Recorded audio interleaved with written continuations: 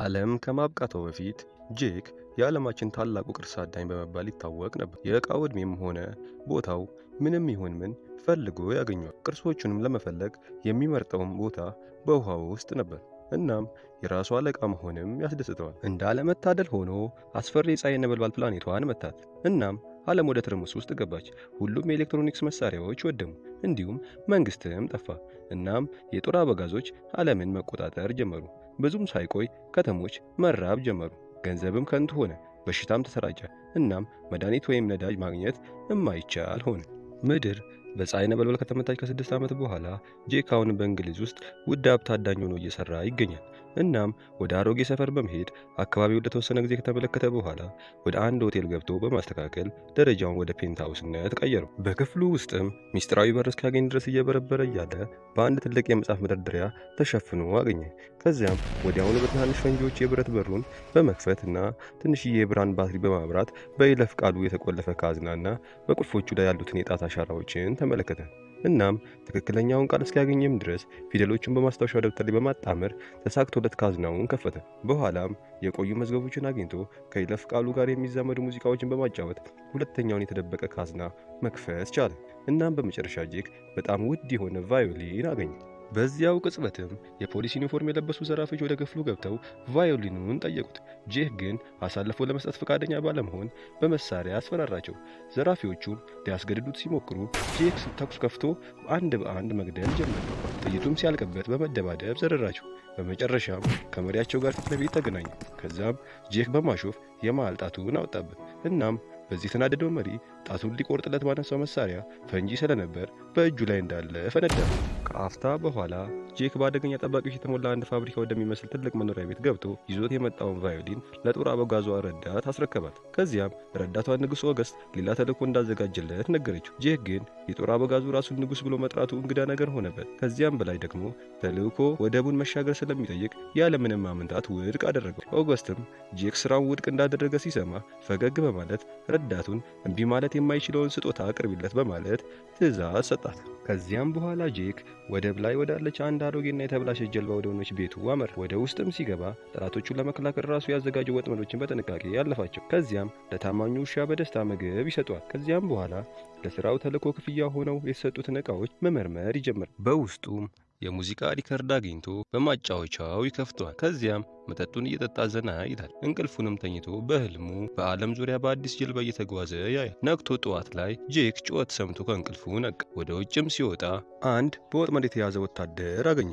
ወታደሩም ንጉሱ ሊገናኘው እንደመጣ ነገረው። እናም ጄክ ወታደሩን ሳያስለቅቀው ወደ ኦገስት አመራ። በመጋዘን ውስጥም ኦገስት በደርዘን በሚቆጠሩ ወታደሮች ተከቦ እየጠበቀው ነበር። ብዙ ሰዎችን እንደቀጠረ ገልጾለት፣ ነገር ግን አንዳቸውም ቢሆኑ የፈለገውን ማግኘት እንዳልቻሉ ነገረው። ኦገስት ስልጣኔን መልሶ ለመገንባት እንዴት ጠንክሮ እየሰራ እንደሆነ አካፈለ። ጄክ አሁንም ለተልእኮ ፍላጎት የለውም። ነገር ግን ኦገስት ሽልማቱ አዲስ ጀልባ መሆኑን በማሳየት ተልእኮውን እንዲቀበለው ያደርጓል። ተልእኮውም በአንድ ምስጢራዊ ማከማቻ ውስጥ የተቀመጠ የሞናሊዛ ምስል ሰርስሮ ማውጣት ነው።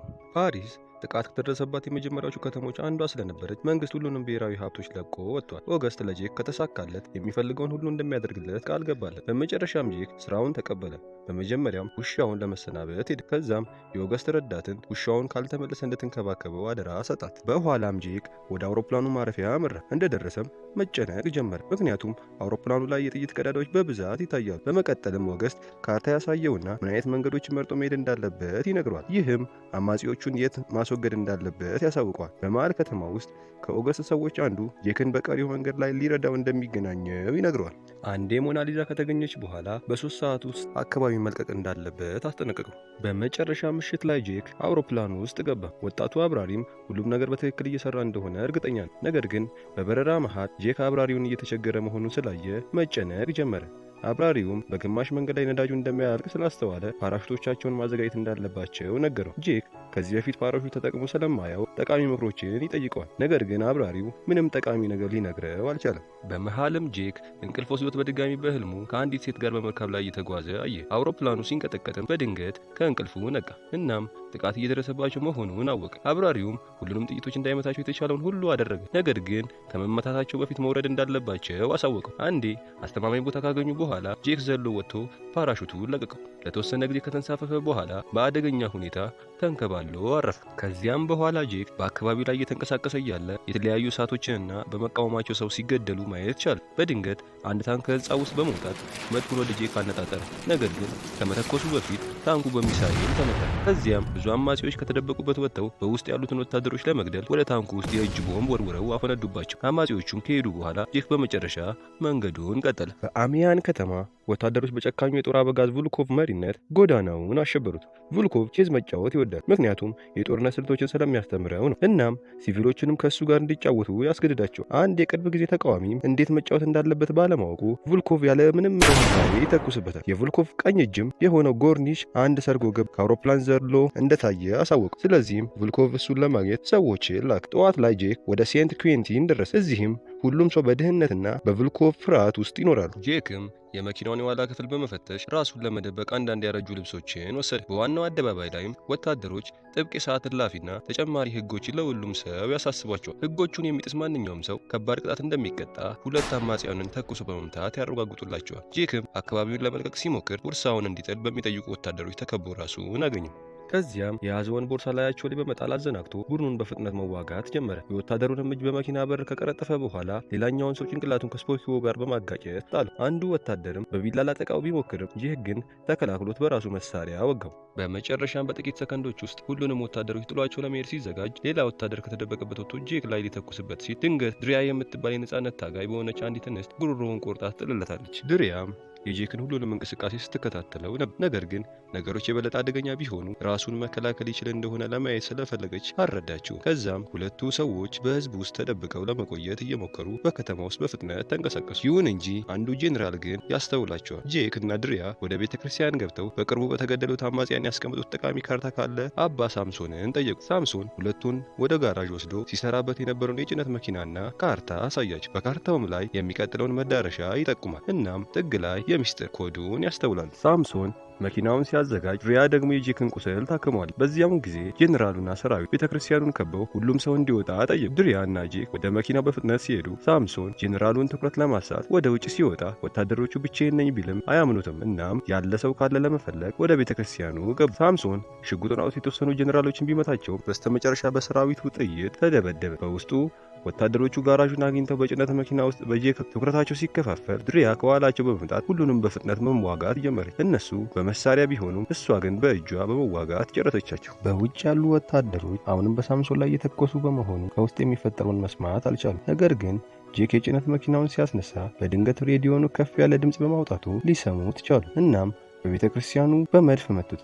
ነገር ግን እንደ ዕድል ሆኖ ሁለቱ ያለምንም ችግር ከጋራዡ በፍጥነት ወጡ። ከዚያም ወታደሮቹ ተኩስ ከፈቱባቸው። ነገር ግን ሳይጎዱ በመወጣጫው ላይ በመንዳት በታንኩ ላይ በመዝለል ማምለጥ ቻሉ። እናም ወታደሮቹ እነሱን ለማሳደድ በሞተር ተከተሏቸው። እናም ብዙም ሳይቆይ እነ ጄክ የፍተሻ ጣቢያው ላይ ደረሱ። እዚያም ያሉ ጠባቂዎች በፍጥነት ተኩስ ከፈቱባቸው። ነገር ግን ጄክ የጭነት መኪናው ጥይት የማይበሳው በመሆኑ ወደፊት በመንዳት በላያቸው ላይ በማዘለል አሁንም ሊያመልጡ ቻሉ። ከዛም ብዙ ወታደሮች ያሉት መኪና በመንገዱ ላይ እንዳለ ያያሉ። ስለዚህም እነ ጄክ ወደ ህንፃው ለመግባት ይገደዳሉ። ታንኩም መድፉን ከሩቅ ወደ እነሱ ተኮሰ። ነገር ግን በመንገዱ ላይ ያለውን የቆመ መኪና ብቻ በመምታት አንዳንድ ሞተሮችንም እንዲጋጩ አደረጋቸው። ጄክም ፍንዳታውን ለማምለጥ በፍጥነት መሪውን አዞረ። ድሪያም ወደ ዋሻው እንዲገባ ነገረችው። ሁለት ሞተረኞች አሁንም ስለሚከተሏቸው በተቻለ ፍጥነት ያሽከረክራሉ። ሲወጡ ግን አሁንም ሌላ ታንክ እየጠበቃቸው ነበር። እናም ታንኩ ቢተኩስባቸውም ጄክ ጥቃቱን እንደምንም ያመልጥ። ማሳደዱ አሁንም ቀጥሏል። እናም ብዙም ሳይቆይ እየተከተላቸው ያሉትን ሁለት ሞተረኞች ለማስቆም ድሪያ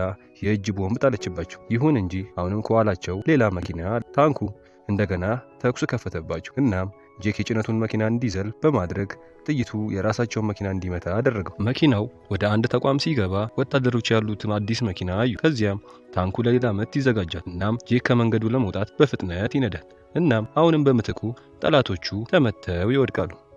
በመጨረሻም ጄክ እና ድሪያ ወደ ሶይሊ በመንዳት ያመልጣሉ። በዚያም ምሽቱን ጀግኖቹ እረፍት ያገኛሉ። ጄክ የቱንም ያህል ታዋቂ ቢሆንም ሁሉም ሰው ለስዕል ለመሞት ፈቃደኛ የሆነው ለምን እንደሆነ ያስባሉ። ድሪያ ከሚጠቀሙት መሳሪያዎችና ከብዛታቸው አኳያ አማጺዎቹን ከመዋጋት ይልቅ ስዕሉን ከቮልኮቭ በፊት ካዝናውን ማግኘት እንዳለባቸው ነገረች። እንዲሁም ስለ ጄክ ህልምም ስለምታውቅ የአሪጎን ጀልባ እንደ መልካም ዕድል ስጦታ አበረከተችለት። በማግስቱ ቮልኮቭ በአንድ ባቡር ጣቢያ 2 ተልከው የነበሩ የአማጽያን የቡድን አባላትን ድል እንዳደረጉና ካህኑን እንደገደሉት ቢነግሩትም በስተመጨረሻ ጨካኙ ጀነራል ያለምንም ርኅራኄ በመሳሪያው ረሸናቸው። በመቀጠልም ጄክና ድሪያ በሶይሊ ወደሚገኘው ዕቃው ሊገኝ ይችላል ወደተባለበት አካባቢ ደረሱ። ድሪያ ተጨንቃለች፣ ምክንያቱም ይህ አካባቢ ሰው በላ የሆኑ የቀድሞ እስረኞች ቡድን መሪ የሆነው በዎርዝትዝ ቁጥጥር ስር ነው። ቢሆንም ግን ሁለቱ በፍጥነት ወደ ውስጥ ሲገቡ በግድግዳው ላይ ደም ያገኛሉ። እንዲሁም ካዝናውም ክፍትና ባዶ መሆኑን ይመለከታሉ። በማጠፊያውም ላይ ያለው ደም ትኩስ እንደሆነ ይረዳሉ። በካዝናውም ላይ ምንም ጉዳት ስላልደረሰ ጄክ ሁሉንም ነገር አውጥተው ይበልጥ በደህንነቱ የተጠበቀ ቦታ እንዳዘዋወሩት ያምናል። ይህ በእንዲህ እንዳለ ከውጭ አማጽያኑ በፍጥነት ወደ እነሱ እየቀረቡ ነው። ቢሆንም ግን ሁለቱም አሁንም ህንፃውን መፈተሽ አላቆሙም። እናም በቀጣዩ ፎቅ ላይ ብዙ የጥይት መጋዘኖችን ያገኛሉ። በግድግዳውም ላይ ጉዳት ስለደረሰበት ጄክ የተወሰኑ ውጊያዎች እንደነበሩ ይገምታል። በመቀጠልም ወደ ዋናው ቢሮ በመግባት አንዳንድ መዝገቦችን ያገላብጣሉ። ከዛም በካቢኔ ውስጥ ጄክ የውሸት ግድግዳና ከኋላ የተደበቀ ማስታወሻ ደብተር አገኘ።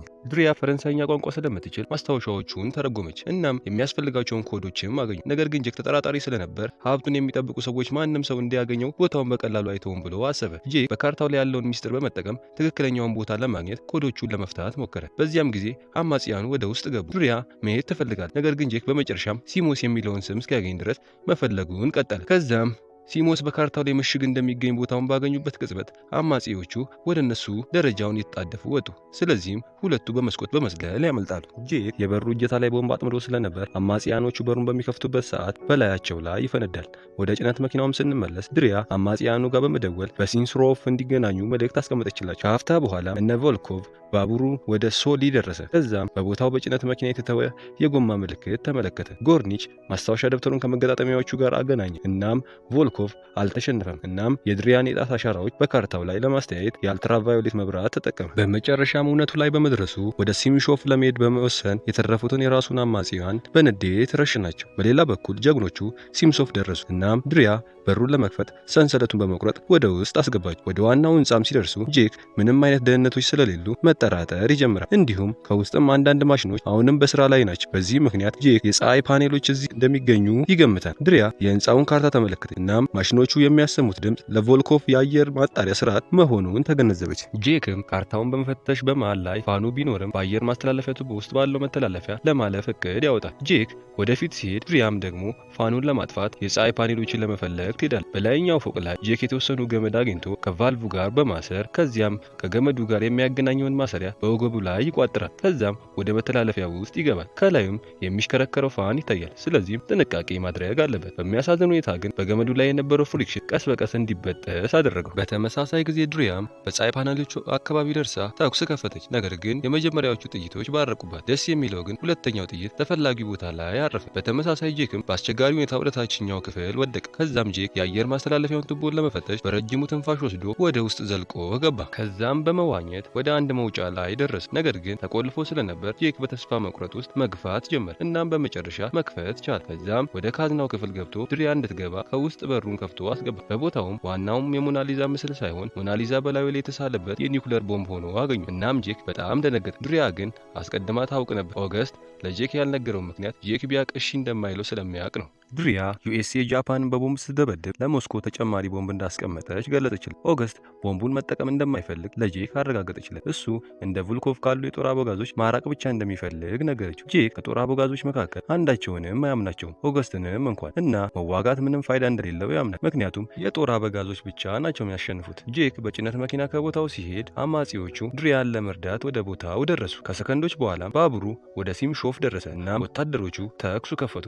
አማጺያኑ ራሳቸውን ለመከላከል ቢሞክሩም ወታደሮቹ በፍጥነት ሁሉንም ገደሏቸው። ጎርኒችም የአማጽያኑን መኪና በሚሳኤል መታው። ከዚያም ቦምቡ ወደ ባቡሩ ሲወሰድ ቮልኮቭ የደህንነት ቁልፉን ያዘው። ይህ በእንዲህ እንዳለ ጄክ ረፍት ወስዶ ሀሳቡን የሚቀይረውን ትንሿን የኦሪጎን ጀልባን ተመለከተ። ወደ ቦታውም ሲመለስ የአማጽያኑን አስክሬኖች በየቦታው ወዳድቀው አገኘ። እንደ እድል ሆኖ ድሪያም እግሯን ብቻ ተጎድታ በሰላም አገኛት። እሷም ትክክል እንደሆነና ካሁን በኋላ መታገል ምንም ፋይዳ እንደሌለው በመግለጽ ለአመለካከቷ ይቅርታ ጠየቀች። ጄክም የእግሯን ጉዳት በፋሻ አሰረላት። ይሁን እንጂ ጄክ ባቡሩን በማስቆም ቮልኮቭን መፋለም እንደሚችል ያስባል። እናም አንዳንድ ፈንጂዎችን ይሰበስባል እና ጄክ በጭነት መኪና ውስጥ ከመውጣታቸው በፊት ልዩ ዝግጅት አደረገ። ቦታውንም በፈንጂ አወደሙት። ምሽት ላይ ባቡሩ ዝቅተኛ የእይታ ሁኔታ ምክንያት ፍጥነቱን ቀንሰ። ቮልኮቭ በዚህ ደስተኛ ስላልሆነ ሹፌሩን ጭንቅላቱ ላይ በጥይት በመምታት ባቡሩ በፍጥነት እንዲንቀሳቀስ አደረገ። በተመሳሳይ ጊዜ ጀግኖቹ በድልድዩ ላይ በመንዳት ባቡሩ ሲያልፍ ጄክ በላዩ ላይ ዘሎ ከዚያም በሩን ከፍቶ ብዙ ጠባቂዎችን ለመግደል የእጅ ቦምብ ወረወረ። አሁንም ጥቂት የተረፉ ሰዎች አሉ። ስለዚህም ጄክ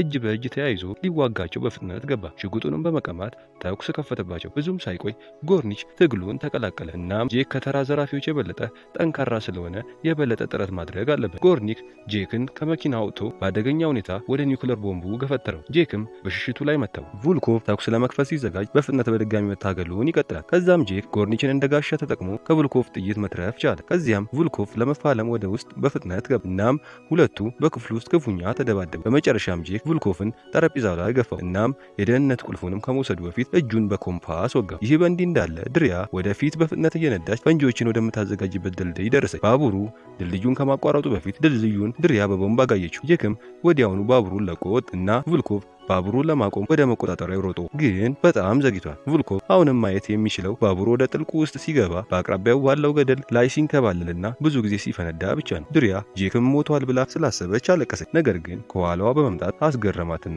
ተቃቀፉ። ከተወሰነ ጊዜ በኋላ በእንግሊዝ ውስጥ ጄክ የደህንነት ቁልፉን ለኦገስት ሰጠው። እናም ቦምቡ ከገደሉ ግርጌ ላይ እንዳለ ገለጸለት። ሊያፈነዳው የሚችለው ይህ ቁልፍ ብቻ እንደሆነም ነገረው። ነገር ግን ኦገስት አሁንም እንደዚህ ያሉ መሳሪያዎችን ሰርስሮ ማውጣት ይፈልጋል። ነገር ግን ጄክ ተጨማሪ ተልእኮዎችን ለመቀበል ፈቃደኛ ባለመሆን በአዲሱ ጀልባ ከድሪያ ጋር በመሆን ዓለምን ለመዞር ተስማምተው መጓዝ ጀመሩ። በስተመጨረሻም ኦገስት የደህንነት ቁልፉን በራሱ ካዝና ውስጥ አስቀመጠ። እናም በዚህ ጊዜ እውነተኛው የሞናሊዛ ምስል እሱ ጋር እንደነበረ አሳይቶን ፊልሙ በዚህ ይጠናቀቃል። ስለተመለከቱን እያመሰገንኩ እንደዚህ አይነት ተጨማሪ ቪዲዮዎችን ማየት እንዲችሉ ላይክ፣ ኮመንት፣ ሰብስክራይብ እና የደወል ምልክቷን ይጫኑ።